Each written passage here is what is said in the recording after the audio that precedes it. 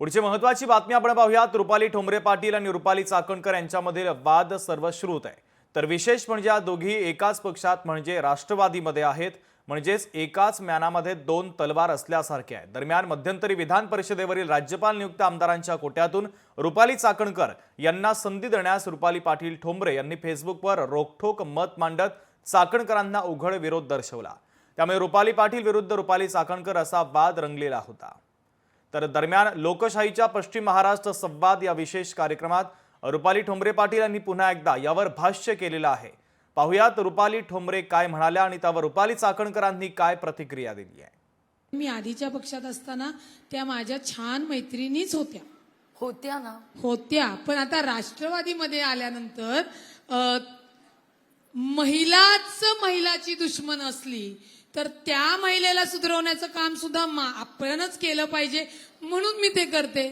म्हणजे मला कुठल्याच माझी त्यांच्याशी अशी वैयक्तिक काहीच म्हणजे वाद नाहीये। त्या एक लक्षात घ्या, माझं एवढंच म्हणणं आहे की राजकारणामध्ये एकतर महिला फार कमी येतात आणि ज्या येतात ते सक्षमतेने स्वतःच्या बळावर कमी असतात, त्यांचे पती किंवा त्यांचा भाऊ किंवा घरातलं कोणतरी असतं।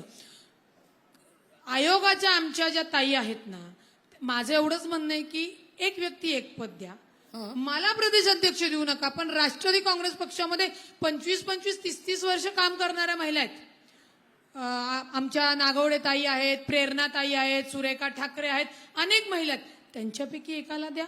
पण आणि पुन्हा सांगते की मदतीचा हात तर माझा नेहमीच पुढे असतो, परंतु ती महिला जर इतर महिलांना त्रास देत असेल तर ही रुपाली पाटील ठोंबरे पुढे येते, कारण मला अन्याय सहन होत नाही।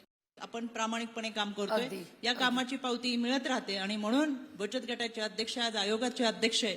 शेवटी मैत्रीचं नातं हे प्रत्येकामध्ये असतं। मी माझ्यावर वैयक्तिक टीका कुणीही केली तर ती कधीच मनावर घेतलेली नाही, ते विषय तिथं सोडून दिले नाही तर मी राजकारणात कधीच यशस्वी झाली नसते।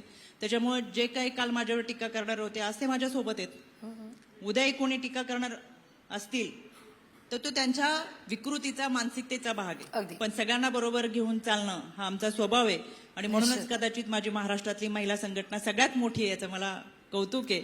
या सगळ्या गोष्टींमध्ये मैत्री जे येत राहतील त्यांना बरोबर घेऊन आम्ही पुढे चालू। लोकशाही मराठी ऐका, पहा, जागरूक रहा।